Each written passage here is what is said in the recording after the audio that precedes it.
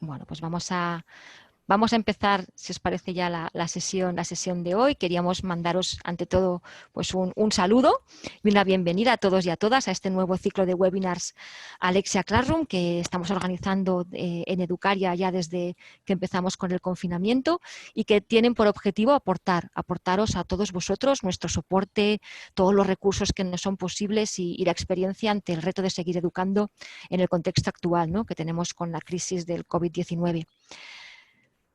Hoy iniciamos un nuevo ciclo. Hasta ahora hemos hecho muchos webinars en los que hemos explicado a los profesores, pues más de 26 webinars con 2.500 inscripciones donde hemos explicado, ¿no?, pues muchísimas cosas de la plataforma Alexia Classroom, pero hoy, en este nuevo ciclo que empezamos justamente hoy, queremos trasladar la voz y el testigo a los centros educativos, a profesores, coordinadores tecnológicos, para que sean ellos los que desde su experiencia puedan compartir con todos vosotros, con toda la comunidad educativa, sus propios aprendizajes, sus estrategias, el cómo lo hacen, porque sabemos que todas ellas son también una fuente de apoyo, son referentes también, ¿no? Y también son una fuente de inspiración en un momento clave para la educación. Imagino que estaremos todos de acuerdo en que estamos en un momento muy especial.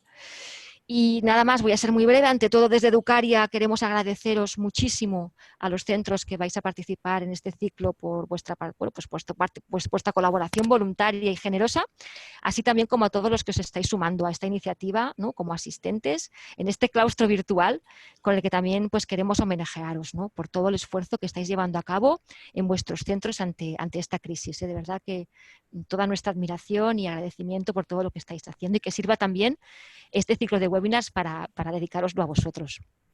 Y antes de dar la palabra a nuestro centro anfitrión, que lo vamos a hacer inmediatamente, tan solo pues algunos pequeños apuntes para dinamizar esta sesión. El primer de ellos, y también pues los centros anfitriones ya lo saben, sabemos que muchos de los que os habéis inscrito y estáis hoy aquí en esta sesión no sois profesores de Alexia Classroom, ni tan siquiera tenéis la plataforma en vuestro centro, pero en cualquier caso, estaros tranquilos, somos conscientes de ellos, estamos convencidos que el enfoque de estos webinars, como se están haciendo desde la práctica reflexiva de sus protagonistas, seguro que va a ser muy interesante para cualquier centro educativo, porque no va a ser una presentación, como si dijéramos, específica de Alexia Classroom, sino realmente de cómo están utilizando ellos las tecnologías ante este nuevo contexto. Como os decía también en la sesión, para seguir con algunos consejos o apuntes previos, deciros que bueno, los micrófonos vamos a mantener silenciados porque sois muchos los que os habéis apuntado a este ciclo y por lo tanto necesitamos gestionar vuestra participación no a través de la voz, sino a través del chat. Por eso sí que os pedimos que activéis el chat de la aplicación para que desde ahí podáis lanzar vuestras preguntas. El anfitrión, en este caso, Saúl, que luego lo vamos a presentar, pues evidentemente durante su explicación y presentación no va a poder atender y preguntar vuestras preguntas. Así que nuestro equipo de Alexia Classroom, en este caso mi compañera Sonia, va a estar atendiendo el chat. A todas aquellas consultas que tengáis, pues las vamos a ir registrando y sí que entre todas ellas vamos a seleccionar 5 o 6 que sean relevantes y que hayan salido varias veces dentro del chat, para que sí, cuando Saúl, el anfitrión, acabe su presentación, pues las podamos lanzar nosotras en voz de todos vosotros para que Saúl nos las pueda responder. Y como os decía, pues también pues vamos a, como sabéis, la sesión la estamos grabando para que os la podamos difundir posteriormente, así como una pequeña encuesta de valoración de la sesión. Y sin más, vamos a presentaros ya a nuestro centro anfitrión de hoy y voy a dar la palabra pues a nuestro compañero y colaborador Saúl Martín. Saúl Martín es profesor y es coordinador de innovación del Centro Educativo Alcor, una cooperativa de enseñanza en la ciudad de Alarcón, en Madrid. Es un centro que lleva trabajando con Alexia Classroom desde el año 2016 en todos los cursos de las etapas de primaria, secundaria, bachillerato, y que, como habéis visto en el programa que os hemos lanzado a todos los centros, pues os va a presentar pues su experiencia de uso de la tecnología y de Alexia Classroom en el día a día de su colegio, aportando, por lo tanto, una visión de colegio y de cómo han logrado conservar la esencia de su proyecto educativo ante este nuevo contexto.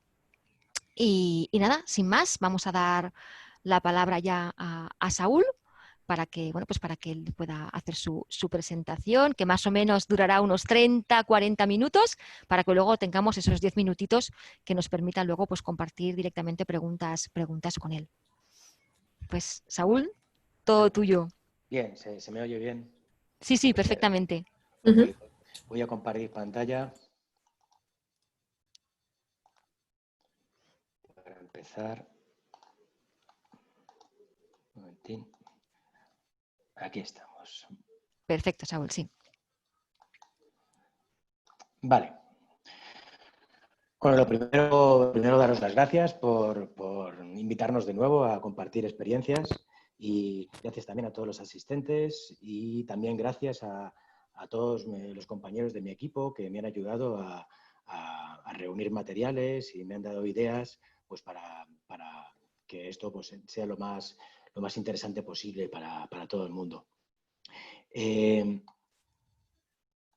Voy a empezar hablando, un momentín, que voy a quitar esto que me molesta de aquí, ocultar. Vale. Voy a estructurar toda la charla dentro de la plataforma porque creo que es más interesante, dado que habrá mucha gente interesada en saber cómo funciona. Voy a empezar aquí hablando un poquito del colegio, un poquito para contextualizaros y también para que entendáis nuestro modelo de innovación educativa y por qué Alexia es tan necesaria para nosotros. Cuando me planteé de qué quería hablar, pues en realidad me di cuenta que para hablar de Alexia tendría que hablar de todo esto. Sí, me gustaría hablar de todo esto y creo que todo esto es importante, pero no creo que me vaya a dar tiempo. Así que me voy a centrar sobre todo en lo que creo que os interesa más, que son los usos y las aplicaciones pedagógicas que tiene la plataforma. Si luego me da tiempo a hablar de aspectos organizativos, mejor que mejor, porque creo que no hay que olvidarlos. Aún así, voy a intentar centrarme primero en lo que pueda resultar más interesante para vosotros. Nuestro colegio en Madrid es un colegio concertado, es bilingüe, es laico y cubre todas las etapas, desde 0 años hasta la universidad.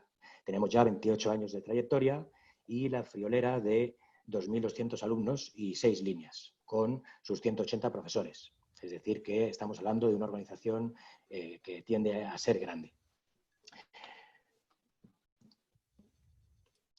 Resulta que en los últimos años los distintos proyectos que vertebran en nuestras señas de identidad, al ir desarrollándose, se han ido acercando poco a poco hasta el punto de necesitarse mutuamente para seguir creciendo.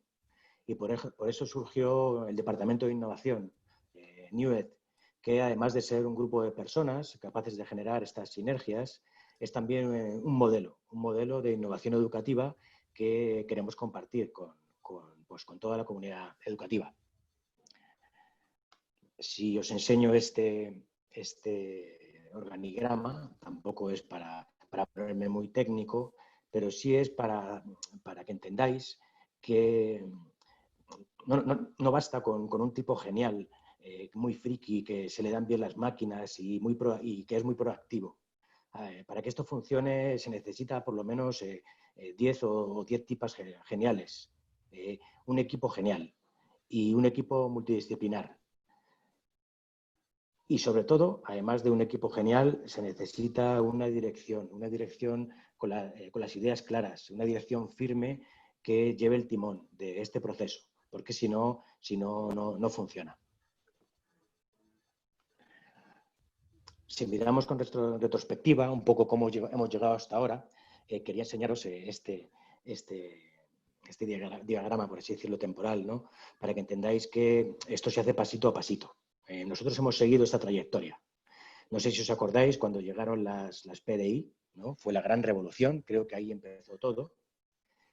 Y claro, en las PDI, en las pizarras digitales, empezamos a crear recursos. Y claro, empezamos a crear recursos y los alumnos nos decían, oye, ¿por qué no me pasas esos recursos? En vez de estar aquí copiando la célula que has puesto en tu PowerPoint, ¿por qué no me pasas tu PowerPoint? Entonces hubo un momento, ahí hubo una explosión de creatividad entre los profesores, no sé si os acordáis, porque empezamos a crear blogs, Wikipedias, wikis, webquests, empezamos a utilizar JClick, Hotpotatoes, ¿no? Era como un bricolaje que empezamos ahí a utilizar todo tipo de herramientas, pero que enseguida se nos fue de las manos. Se nos fue de las manos, porque ¿no? Teníamos 300 alumnos y unos te enviaban el trabajo por correo y de repente en la bandeja de entrada tenías 300 correos, otros te ponían el trabajo directamente en la wiki. Es decir, se nos iba de las manos. Y fue así cuando decidimos optar por la primera plataforma digital, que en su momento nos dio su servicio, ¿no? Eso sí, era simplemente un repositorio bonito. No era todavía no era una plataforma digital como la que tenemos hoy, sino que era un repositorio bonito con alguna aplicación para hacer algún cuestionario y empezó a funcionarnos. Fue cuando decidimos poner el primer aula one-to-one. Eran tiempos, estamos hablando de hace bastantes años, eran tiempos de Zapatero y parecía que se estaba empezando a plantear la posibilidad inminente de que hubiera un alumno un ordenador por alumno. Entonces, claro, no queríamos perdernos la posibilidad de experimentar con esto y ya creamos el primer aula one-to-one. Yo tuve la suerte de ser el conejillo de Indias y hicimos un aula con los viejos portátiles, estos grandotes, que eran muy difíciles de mover, que eran muy frágiles, pero bueno, ya empezamos a trabajar en red y nos dimos cuenta que necesitábamos otro tipo de plataforma. Y fue cuando ya empezamos a trabajar con Alexia, que en ese momento se llamaba de otra manera, pero que era Alexia. Ya con Alexia fue cuando nos atrevimos a probar con otro aula one-to-one, en este caso con tabletas. Los portátiles nos habían dado muchos problemas de autonomía, muchos problemas de movimiento. Eran muy frágiles, se perdían las teclas. Así que cogimos un aula de tabletas y además que eran unos tablets de una calidad buena y estuvimos probando con ellos. Y vimos las ventajas del tablet, pero también sus inconvenientes. El inconveniente principal era la dificultad para la edición. Es decir, que unos aparatos buenos para consumir información, pero no eran aparatos realmente buenos para construir información o para diseñar o para editar. Y de ahí dimos el salto a la decisión por Chromebook. Hicimos primero un pilotaje con los profesores para ver qué tal les parecía el dispositivo, ¿no? Un dispositivo mixto entre tableta y ordenador, con una gran autonomía, que facilitaba mucho la vida a los técnicos, porque la consola de administración es muy sencilla y muy intuitiva, y de ahí ya pasamos a llevar el Chromebook a las aulas. Pero, como os digo, esta transformación digital la estamos llevando de un modo sosegado. Poco a poco hemos ido llevando carritos y en este momento tenemos un carrito para cada curso y algunas asignaturas que ya han pasado al one-to-one completo, siendo un poco así el panorama que tenemos ahora. En nuestro modelo de aprendizaje digital hemos optado por Google más Alexia, Google por sus características de eficiencia tecnológica que nos da.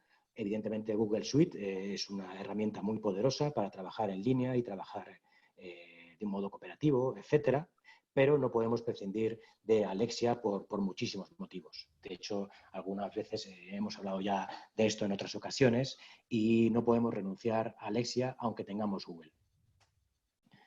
De hecho, así se llaman nuestras aulas, ¿no? Son nuestras aulas Alexia Classroom One-to-One.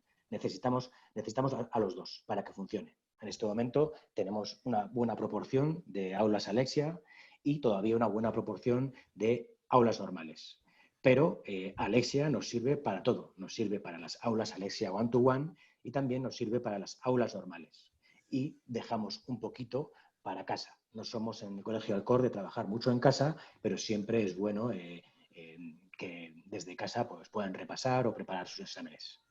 Ahora estamos en una situación de aulas Alexia en casa 100% y todavía pues estamos en construcción. Estamos intentando entender qué nos falta o qué nos sobra.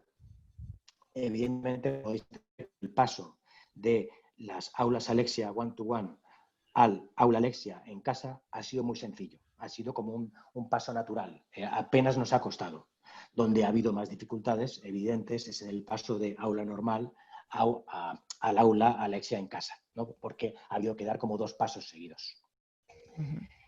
Yo creo que con esto ya he contextualizado un poco el colegio y me voy a poner ya a hablar de cosas que igual resultan un poquito más interesantes, ¿no? Que es las aplicaciones pedagógicas de la plataforma.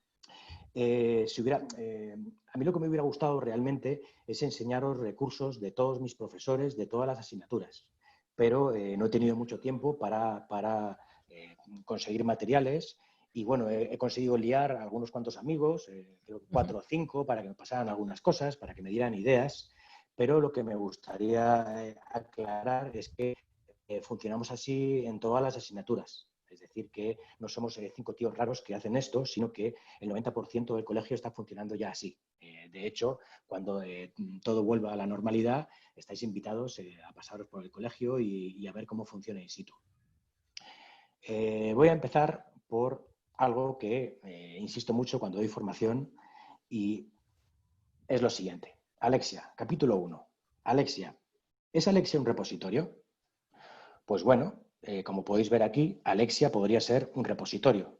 Y de hecho, quizás sea un paso natural. Cuando se está cuando se está aprendiendo a utilizar la plataforma, pues al principio esto es lo que nos sale, que está bien como primer paso. Pero es un primer paso. Esto no es Alexia, esto es como ir a comprar el pan en Ferrari. Alexia nos sirve para mucho más, porque un repositorio es Google Drive. Nosotros queremos crear entornos sociales de aprendizaje. Fijaos que si ahora cambio a la siguiente sección, parece que aquí hemos entrado en otro universo. Sin embargo, no hemos entrado en otro universo porque es exactamente lo mismo. Solo que aquí hemos cuidado el qué. Hemos cuidado las plantillas, las etiquetas y sobre todo hemos cuidado la relación con los alumnos. Un entorno social de aprendizaje es un ámbito en el que las interacciones entre profesor-alumno, alumno-profesor y entre alumnos son las que generan el aprendizaje. La relación es la que genera el aprendizaje. Luego, en la plataforma, lo que tenemos que hacer es relacionarnos con el alumno.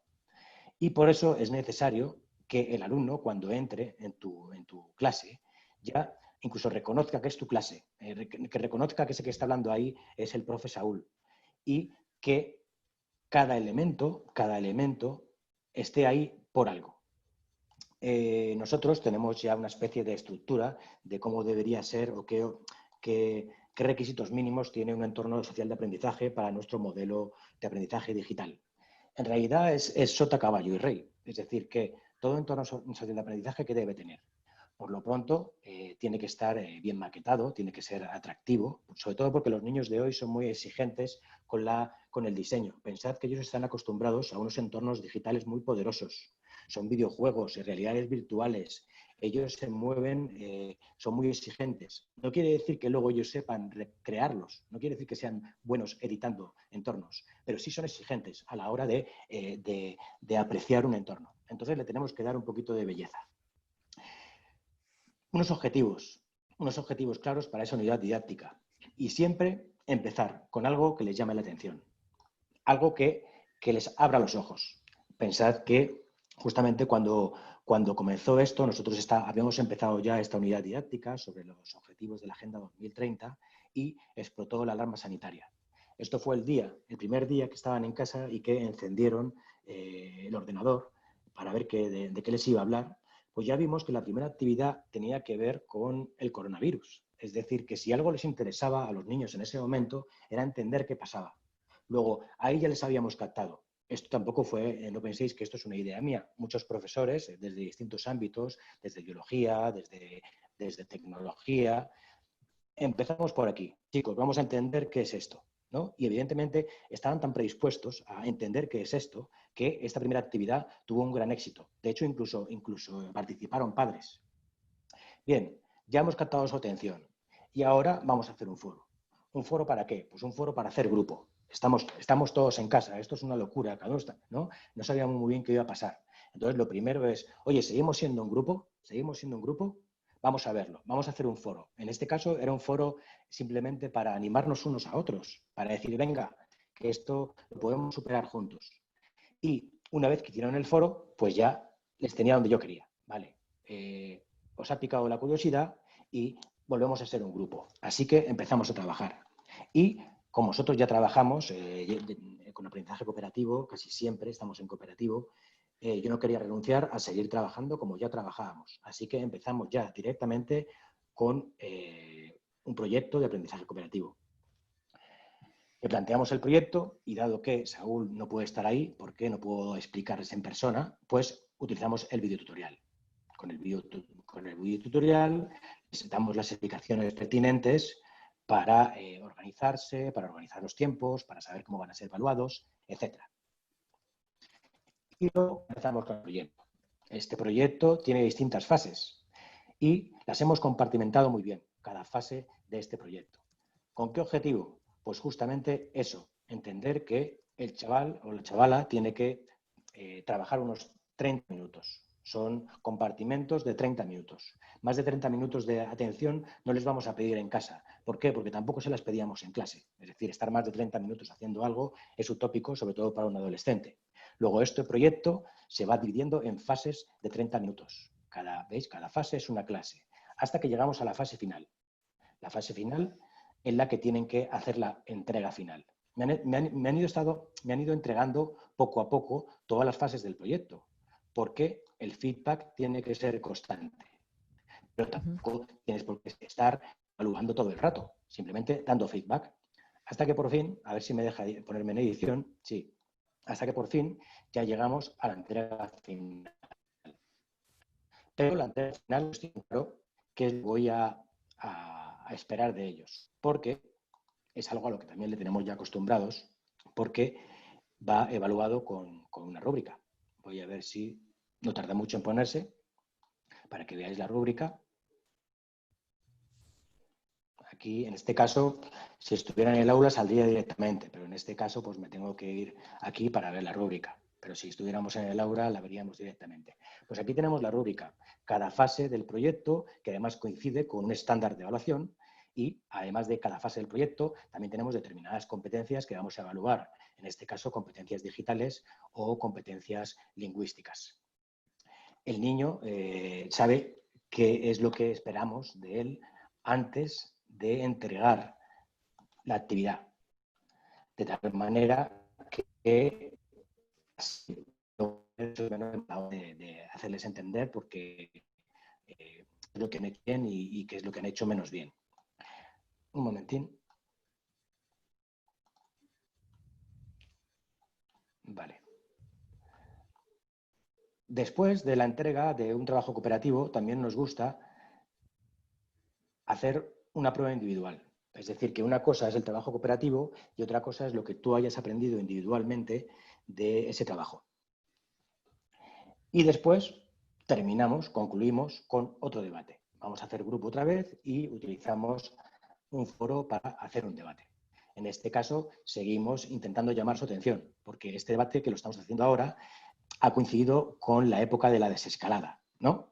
Y justamente les estamos hablando de los peligros de la sociedad de la información. Oye, chicos, que mirad, esta es la misma foto, tomada desde distintos ángulos. Desde un ángulo parece una aglomeración y desde otro ángulo está claro que se respeta la distancia de seguridad.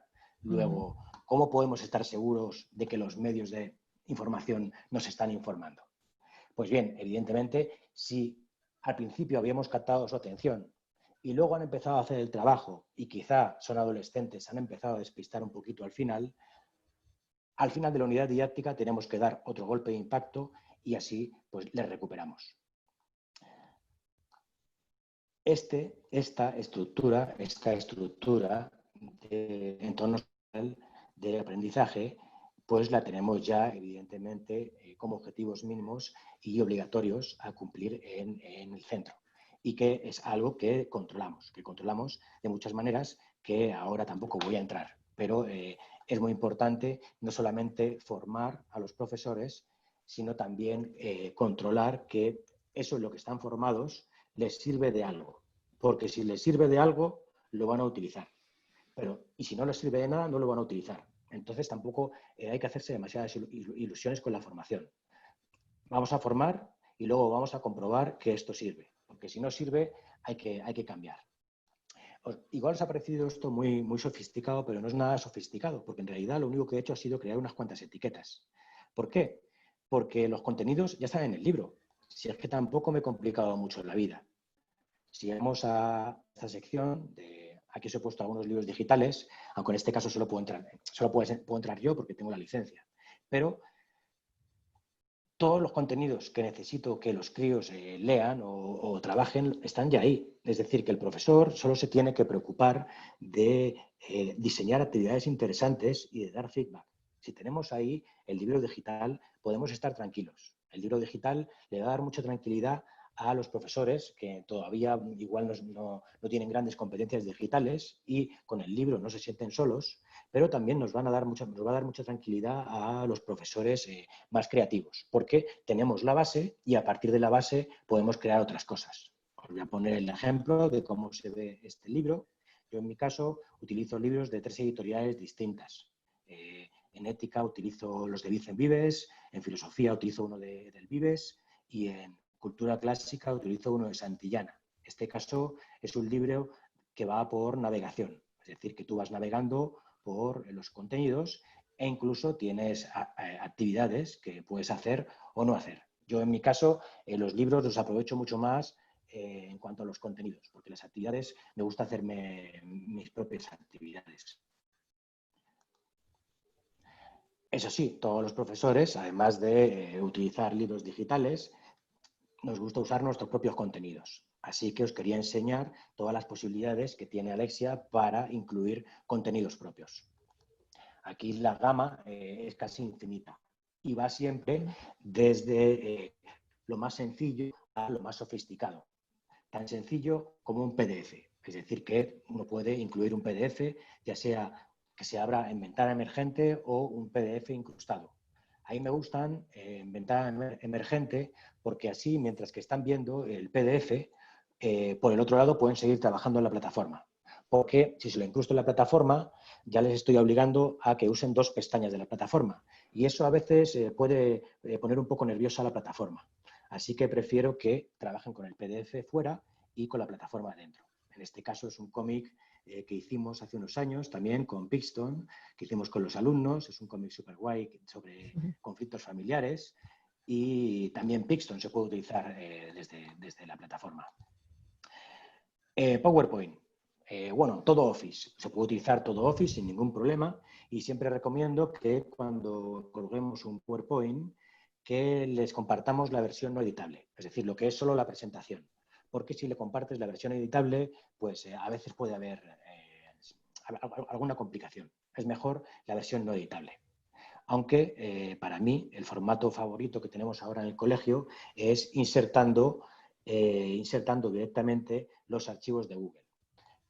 Para nosotros es muy cómodo insertar los archivos de Google. ¿Por qué? Pues porque en clase utilizamos Chromebook One-to-One y el Chromebook funciona mejor con archivos de Google. En este caso es una presentación que dimos acerca de gamificación sobre una plataforma que se llama Classcraft, que también combino con Alexia y que es una plataforma estupenda para gamificar las clases.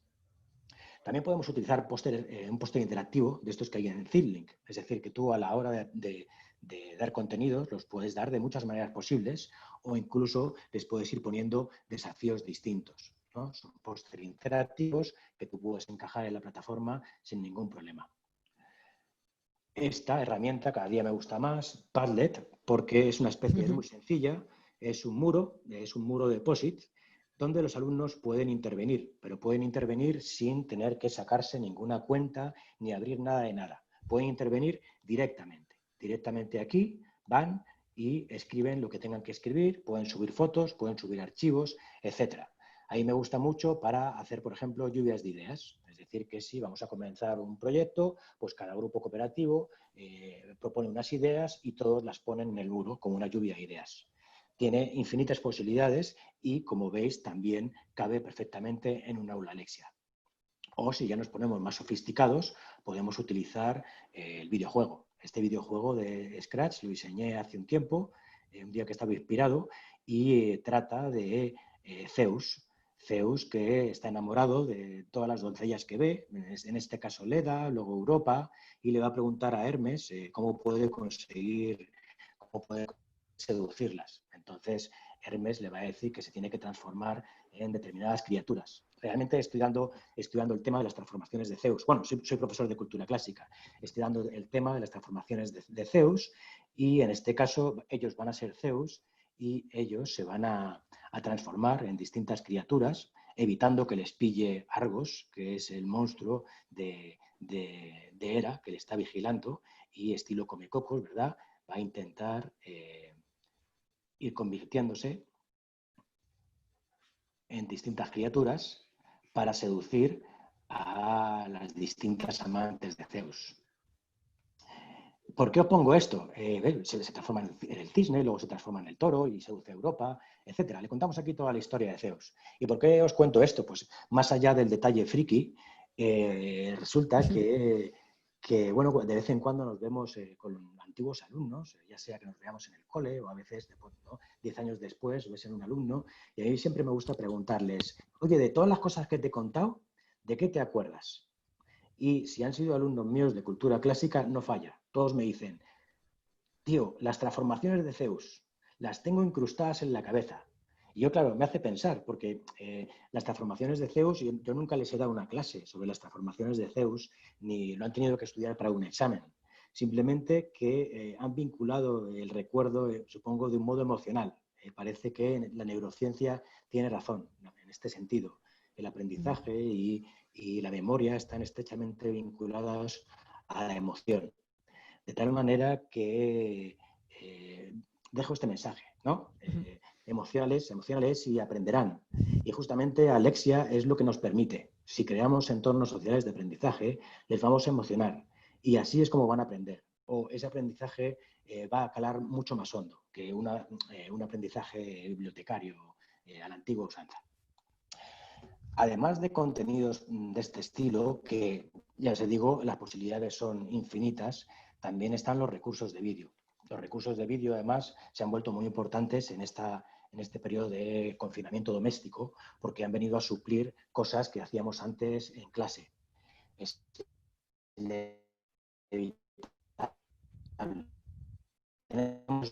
vamos a ver si esto, un momentín que he tenido el problemilla, a ver si me responde. Bueno, ya estoy, creo. YouTube se inserta directamente con el botón insertar medio embebido y la URL de YouTube, ¿no? Se hace en prácticamente 10 segundos.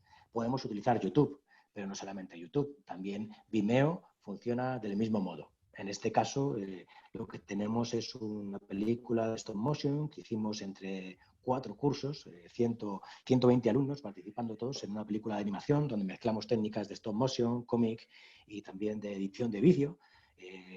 Nos quedó muy bonita y también lo pongo para que entendamos que la tecnología no está reñida con mancharse las manos de pintura, de serrín y de plastilina. La tecnología es un potenciador y es un potenciador de cualquier cosa. No vamos a renunciar a mancharnos las manos y no vamos a renunciar al arte y no vamos a renunciar a la escritura. Simplemente la vamos a potenciar. Como os decía, en este periodo hemos trabajado mucho el videotutorial y nos ha encantado la herramienta Loom.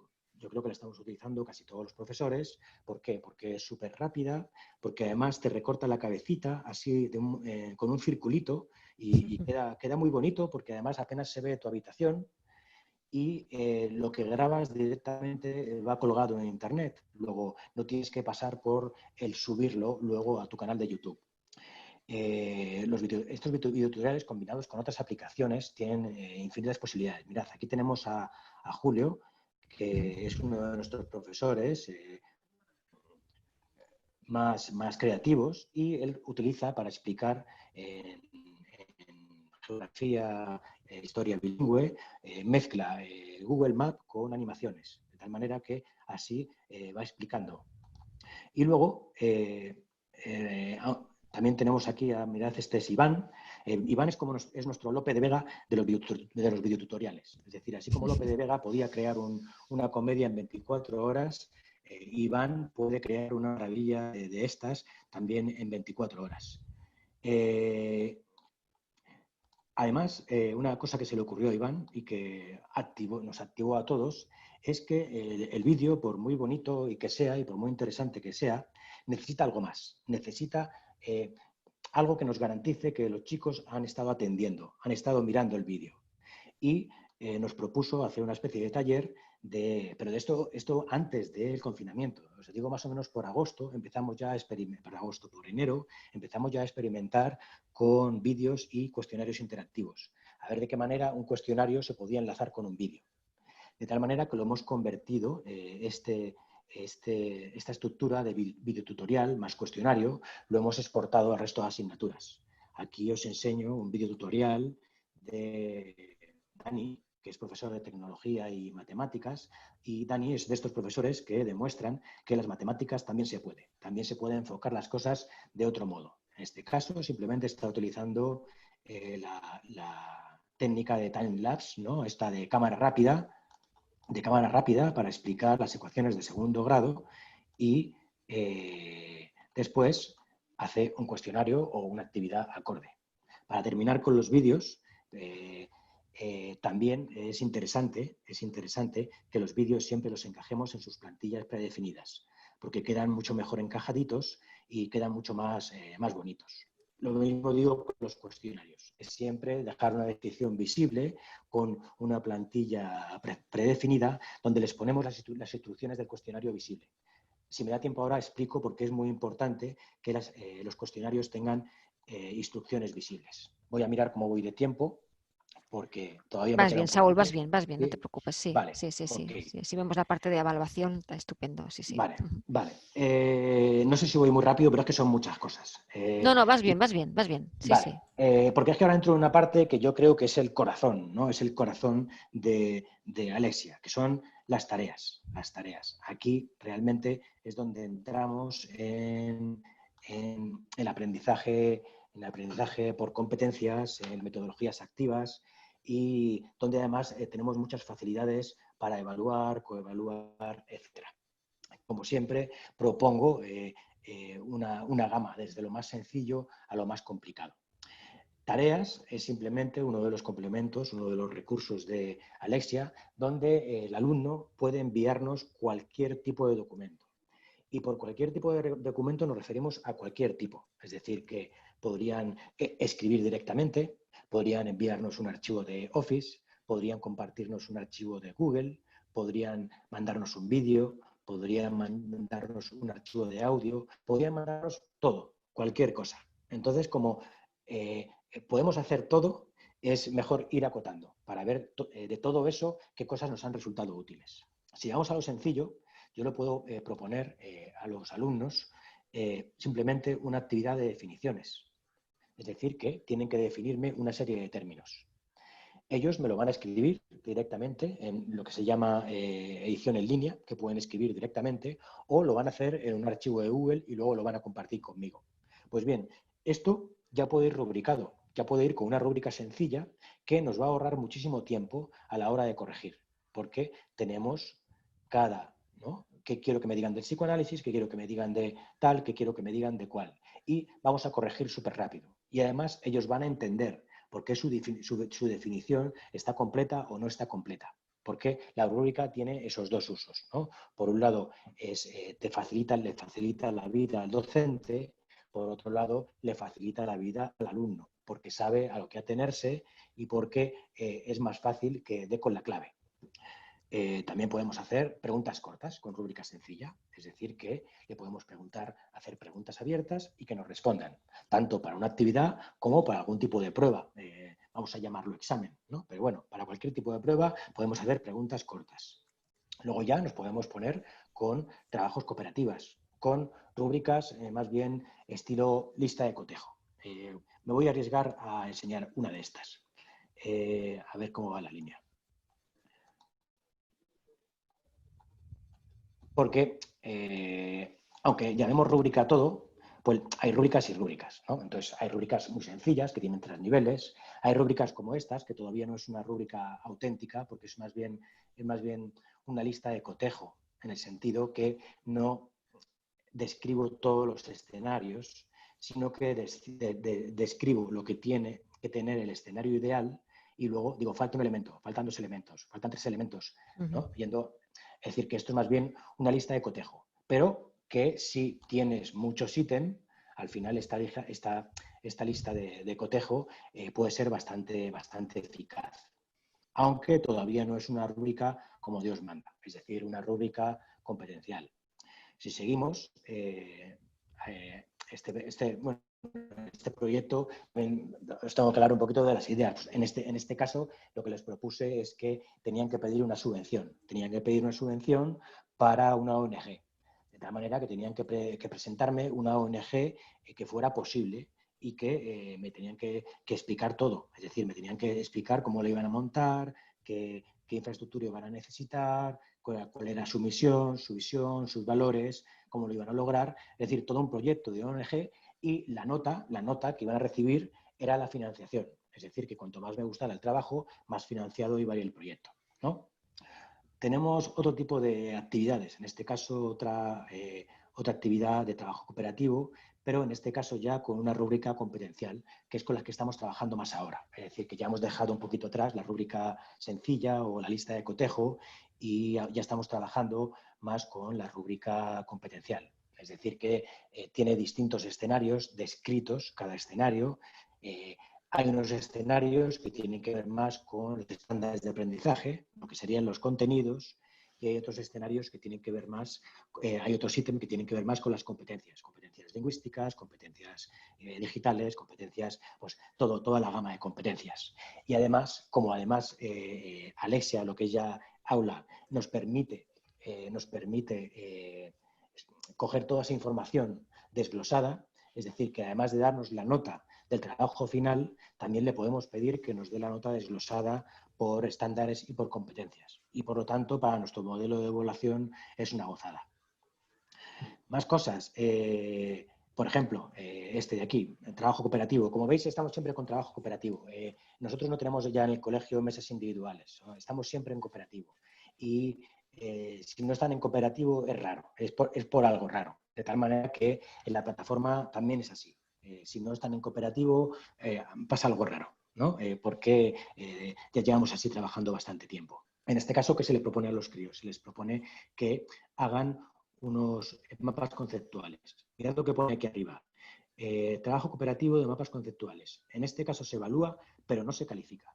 ¿A qué me refiero? A que tampoco hay que obsesionarse con la nota siempre. No todo sirve para una nota. No todo se hace por obtener una nota. En este caso lo van a hacer porque van a preparar juntos el material para un examen. Entonces, el material va a ser valioso en la medida en que les sirva para superar ese examen. Evidentemente, va a ser un examen estilo currículum bimodal, supongo que manejáis, ¿no? El que conocéis a Pere Marqués, que es de vuestra tierra, ¿no?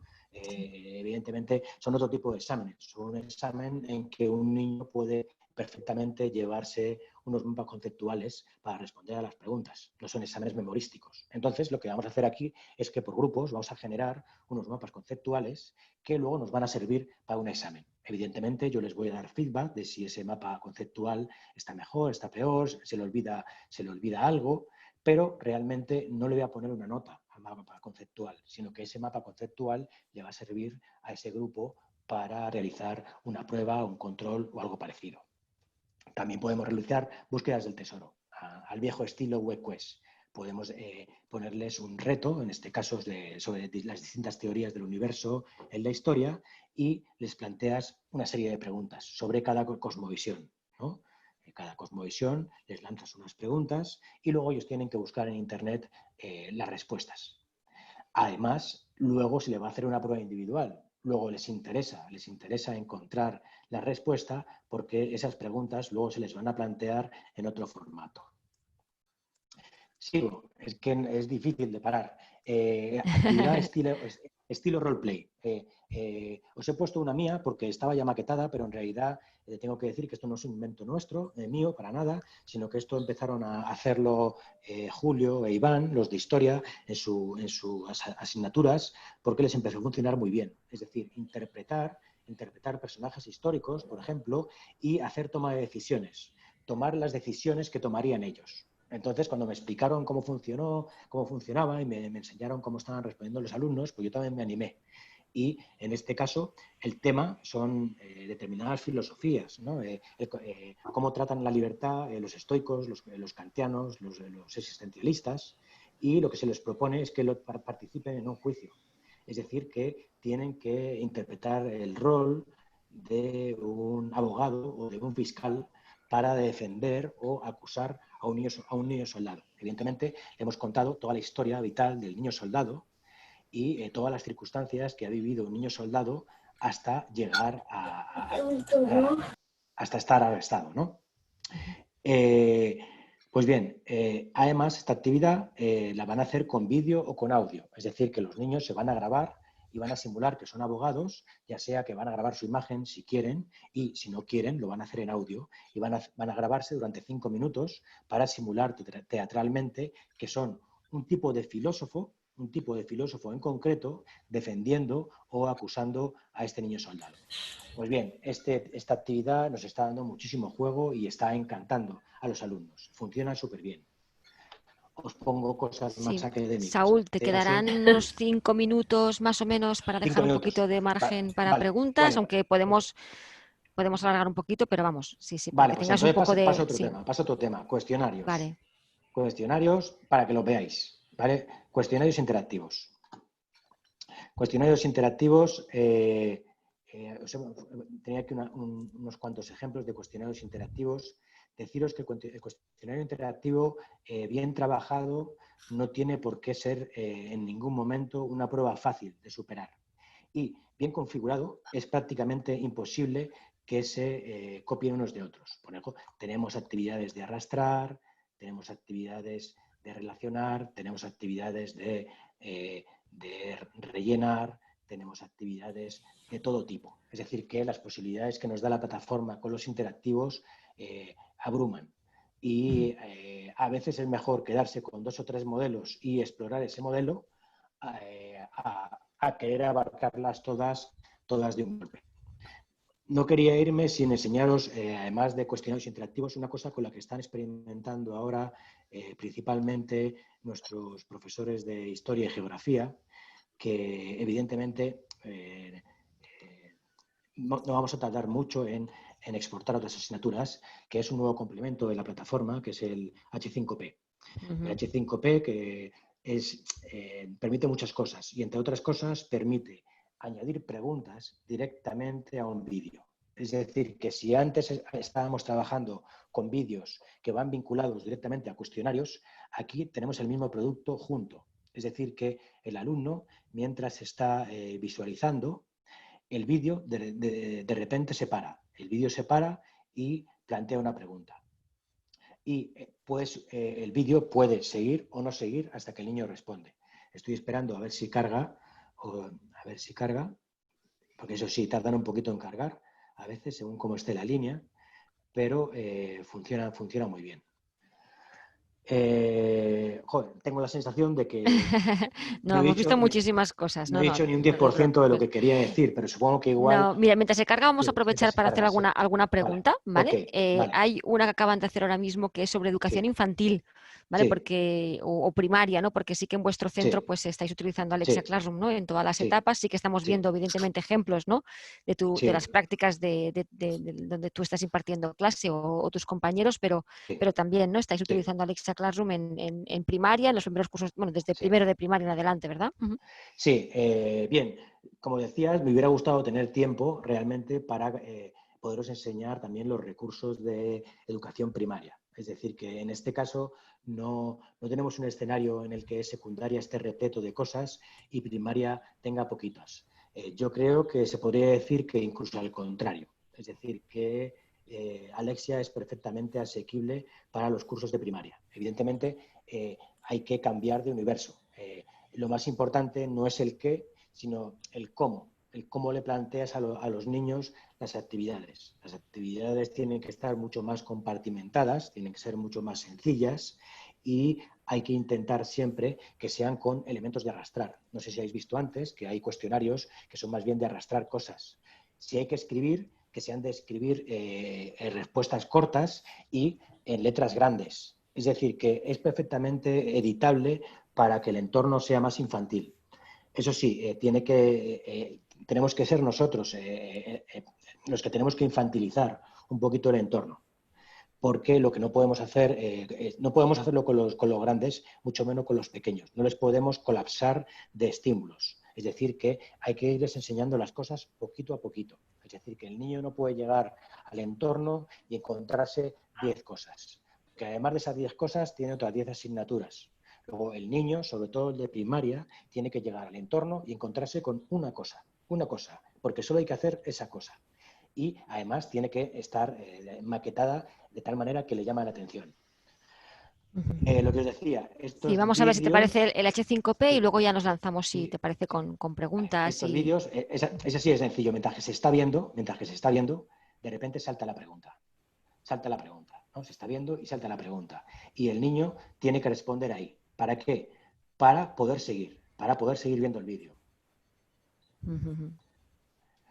Esto hemos visto que tiene un potencial tremendo para las asignaturas bilingües. ¿Por qué? Porque además de trabajarse los conceptos, se está trabajando el listening, se está trabajando todas las habilidades que se necesitan trabajar en las asignaturas bilingües. Entonces, por el momento, lo estamos experimentando con asignaturas bilingües, pero vamos a ver por qué, porque tiene muchas posibilidades. Eso sí, preguntamos mucho a los alumnos y hemos visto que tampoco hay que usar, porque puede llegar a estresar un poquito. ¿En qué sentido? Pues porque te pone en estado de alerta, porque no sabes cuándo te va a saltar la pregunta. Entonces le pone al niño en estado de alerta. Sin embargo, del otro modo, vídeo y cuestionario, el niño sabe cuándo ve el vídeo y cuándo le viene la pregunta. Aquí le viene la pregunta de repente y no sabe cuándo le va a venir. Luego, sí, es muy útil, pero tampoco puedes abusar, porque no puedes generar un estado de alerta constante, ¿no? Si quieres, pasamos a las otras preguntas. Sí, ¿no? Sonia, Sí. estamos ahí en el chat, mira, ¿verdad? Sí, había una pregunta muy del principio, aunque ahora han entrado muchas. Puesto que trabajáis en vuestro centro en cooperativo, nos preguntaban ahora que los alumnos están en casa, ¿cómo organizáis el cooperativo en estos momentos de confinamiento? Vale, pues... Bueno, Alexia, en este caso. Sí, Alexia es yo creo, es de las plataformas más preparadas para trabajar por cooperativo por varios motivos. Uno, porque cada aula, ya por lo pronto, la puedes separar en grupos y agrupamientos. Es decir, que el propio aula ya está dividida en grupos. Es muy cómodo porque a la hora de evaluar ya puedes evaluar directamente a grupos o a agrupamientos, que no es lo mismo. Además, muchísimas de sus recursos son recursos cooperativos. Tenemos, por ejemplo, el foro, que es cooperativo. Tenemos, por ejemplo, su propia wiki, que es cooperativa. Tenemos, por ejemplo, lo que se llama la idea, taller. Saúl, es que, ¿no? que a través de las actividades que ya tienen ese planteamiento cooperativo, los alumnos siguen trabajando, aunque desde sus casas, ¿no? Sí. Exacto, porque creo que la pregunta es cómo lo hacen los alumnos, cómo mantenéis el espíritu, ¿no? La metodología de trabajo cooperativo cuando los niños no se están viendo físicamente en el colegio. Claro, es lo que hay que tener claro, es decir, que para que los niños trabajen en cooperativo en casa, han tenido que trabajar en cooperativo en clase. Entrenamiento. Exacto, entrenamiento. Entonces, como nosotros les tenemos entrenados, muy entrenados, porque llevamos ya varios años con el aprendizaje cooperativo, están bastante entrenados. Y además, cuando más trabajan en cooperativo es cuando tienen los Chromebook en clase. De tal manera que cuando trabajan en cooperativo es porque tienen la tecnología delante. De hecho, antes no lo he dicho, pero cuando les propuse a los críos el primer escenario del coronavirus, mis alumnos premium enseguida me enviaron mensajes privados para decirme que cómo que era individual la actividad. No entendían que les estuviera mandando algo individual y que no fuera cooperativo. Es decir, que ellos mismos son los que ya nos dicen, oye, pero esto es individual, qué rollo, ¿no? La plataforma está preparada para trabajar en cooperativo siempre y cuando la clase esté preparada a trabajar en cooperativo. La tecnología es un potenciador. La tecnología no hace milagros. Entonces, la tecnología va a potenciar el trabajo cooperativo. Pero lo que hay detrás como fundamento es la pedagogía. Es decir, que si tú ya tienes claro cómo se trabaja en cooperativo y tu clase tiene claro cómo se trabaja en cooperativo, es muy fácil trabajar en cooperativo desde casa, de verdad. Muy bien. Más preguntas. Venga. Más preguntas. Por aquí hay una encadenada sobre la explicación, deducción, resolución de problemas de asignaturas en bachillerato y secundaria en asignaturas como matemáticas y física y química. Entiendo que se refiere a cómo lo abordáis vosotros. Era una pregunta que venía de arriba, entre otras que estaba contestando que no son del tema. Vale, no sé muy bien si entiendo la pregunta, pero... Sí. Es Vamos a ver si de Miguel, no sé si... la clarificamos un poco Un poquito, Miguel. por Miguel el es la chat, que... y Sí. te lanzamos otra. Hablabas, por Vale. ejemplo, hay otro elemento también bastante interesante en este momento contextual y es un poco el uso, ¿no? Tanto de los foros como herramientas de comunicación y de interacción con los alumnos, como también las videoconferencias, Saúl. Sí. Vosotros entiendo que no habéis dejado, o sí, de utilizar videoconferencias. O sea, ¿cómo combináis ese uso, ¿no? Entre Vale. comunicación, ¿no? Vale. Más Sí. sincrónica y asincrónica, y qué ventajas e inconvenientes le veis a cada Vale, una de las dos? Vale, buena pregunta. Oye, y la de matemáticas también la quiero contestar, ¿eh? Sí, sí, sí, sí. Vamos a ver Ahora si la nos clarificaré. lo aclara por el chat. Está La cuestión enlazando, sí. pero sí, lo de videoconferencia y videotutorial. Lo primero, no hay que elegir entre uno y otro, ¿no? Ujú. Es decir, que son cosas que se complementan. Pero yo lo primero que hice cuando empezó esto fue ponerme en contacto con amigos de UNIR, ¿no? De la Universidad de Rioja, que tienen mucha experiencia ya en el aprendizaje digital, ¿no? Ujú. Y además de hablar con ellos, también estuve indagando en la literatura, ¿no? Sobre el tema. Y lo que están de acuerdo todos los expertos en aprendizaje digital es que el profesor con bajas competencias digitales, lo primero que va a intentar es recrear la clase magistral. Va a intentar recrear la clase magistral, lo que hacía en clase magistralmente. Pero eso es un gran error. Es un gran error. ¿Por qué? Por muchos motivos. Por ejemplo, pensad ahora una cosa. Llevamos juntos 40 minutos hablando en una clase magistral y vosotros sois adultos y ya estáis hartos de mí.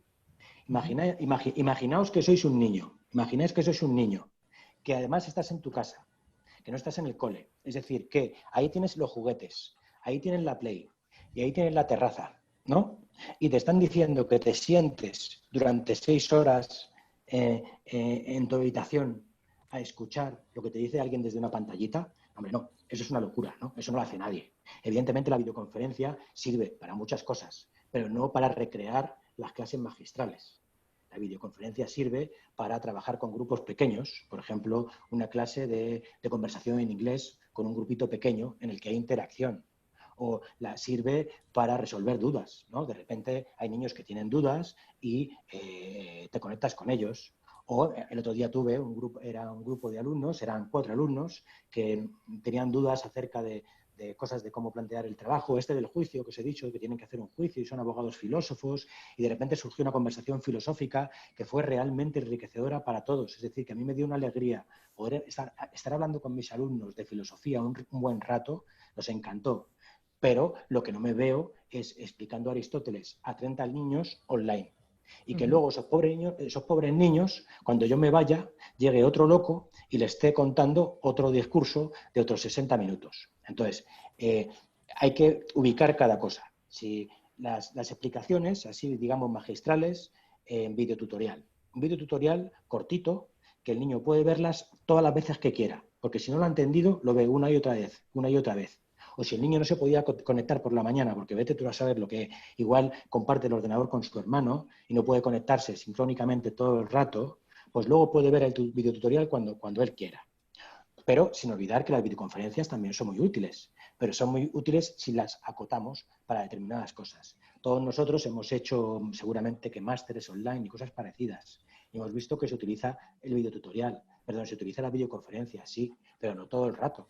Es en determinados momentos, al principio de un proyecto, al final de un proyecto, para aclarar unas dudas, pero no todo el rato. Entonces yo creo que hay que buscar el equilibrio. Hay que buscar el equilibrio y saber qué sirve, para qué sirve el videotutorial y cómo debe ser un buen videotutorial y para qué sirve la videoconferencia, ¿no? Y no cometer grandes errores. El gran error, traernos aquello que queríamos superar de la tradición y llevarlo a lo digital, porque creo que la cosa se puede convertir en un infierno para todos.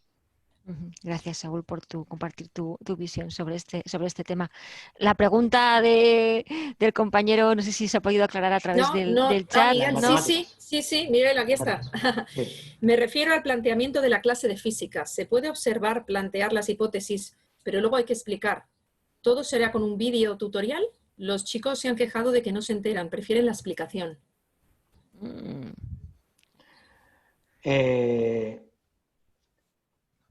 A ver, aquí... También puede ser, ¿no? Perdona, Saúl, que intervenga, Sí. ¿no? Puede ser que los niños, que los alumnos también estén entrenados o acostumbrados a recibir, sí. ¿no?, la información de una determinada manera, ¿no? Con lo cual, ellos también, este cambio les puede generar también una nueva forma también de necesitar aprender, ¿no? Que no sea a través de la explicación. Sí, entiendo que, como decía antes, que no son incompatibles. Es decir, que si, de hecho, ya os dije, a mí me conectaron unos niños porque querían una explicación. Claro. Es decir, que ¿por qué no vas a conectar con unos niños si quieren una explicación? Exacto. A lo que seguramente que esa persona que le pidió una explicación no fueron todos sus alumnos a la vez que querían una explicación, sino que por lo normal es un grupo pequeño el que quiere una explicación. Eso por un lado. Y por otro lado, también uno tiene que ver si el videotutorial es lo suficientemente claro para el oyente. Es decir, que el hecho de que hagamos un videotutorial no quiere decir que el videotutorial sea claro. Cuando hay que explicar procesos es más complicado, ¿eh? Y ahí yo estoy de acuerdo en que las asignaturas como matemáticas o, por ejemplo, una química o una física, si el día a día en el colegio, si el día a día en la clase ha sido que el profesor va poniendo en la pizarra, ¿no?, ecuaciones y los niños las van copiando, ¿no?, y le va siguiendo el hilo, ¿no?, le va siguiendo el hilo, de repente algunos ya se van despistando y empiezan a dibujar cositas en el papel, pero hay otros que les siguen el hilo y que les siguen el hilo y que les siguen el hilo. Si el método es ese y el niño está acostumbrado a que ese sea el método, es difícil que de repente, de la noche a la mañana, desde casa, el niño pueda asimilar otra metodología.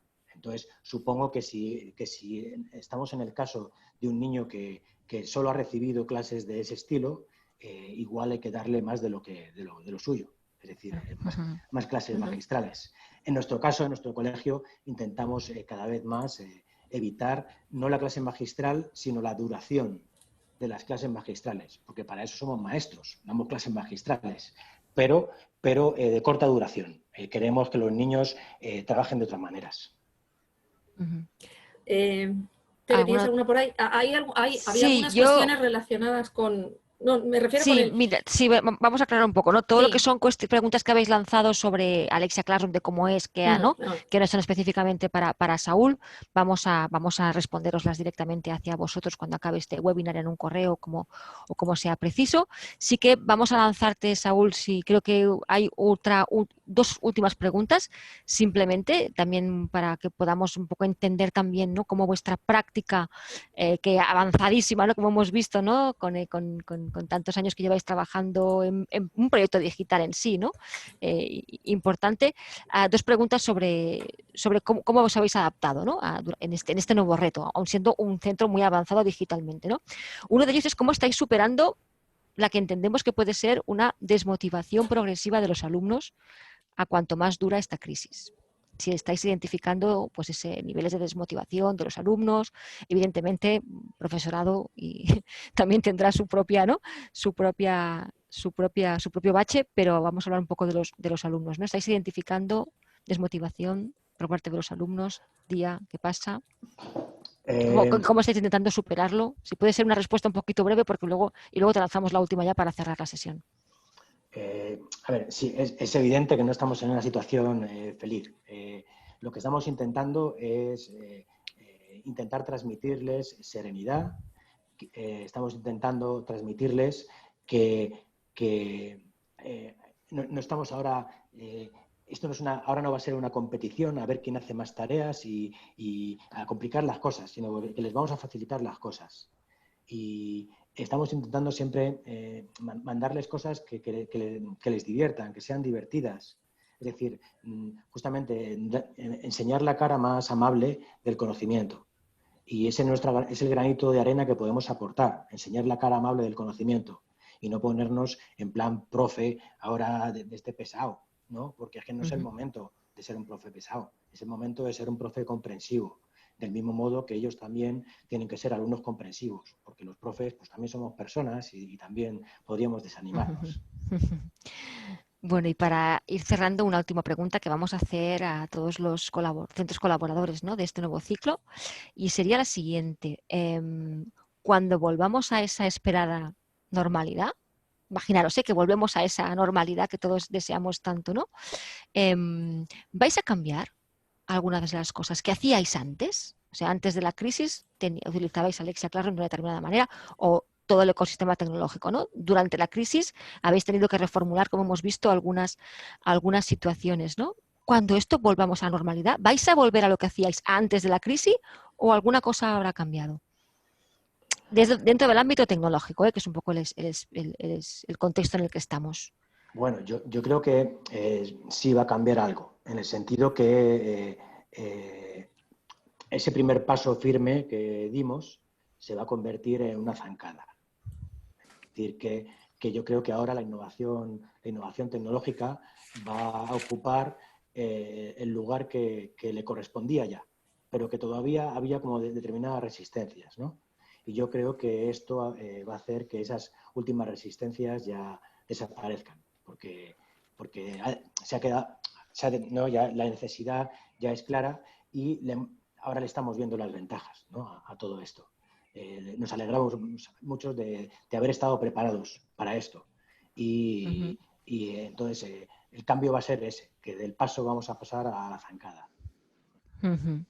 Muy bien, muchas gracias, Saúl, y al Colegio Alcor y a todos tus compañeros y a todo el equipo por el trabajo que hacéis. Es un trabajo, como muchos de vosotros habéis visto, ¿no?, de años. Esto evidentemente no se consigue de la noche a la mañana. Esto es un trabajo, ¿no?, de hormiguita y de hacerlo, ¿no?, de hormiguitas, ¿no?, como decías tú, ¿no?, que se organizan bien y evidentemente pues nosotros desde Educaria estamos más que contentos que en este caso pues Alexia Classroom, ¿no?, haya sido un elemento catalizador también de vuestro proyecto antes, ahora y seguro que después de esta crisis.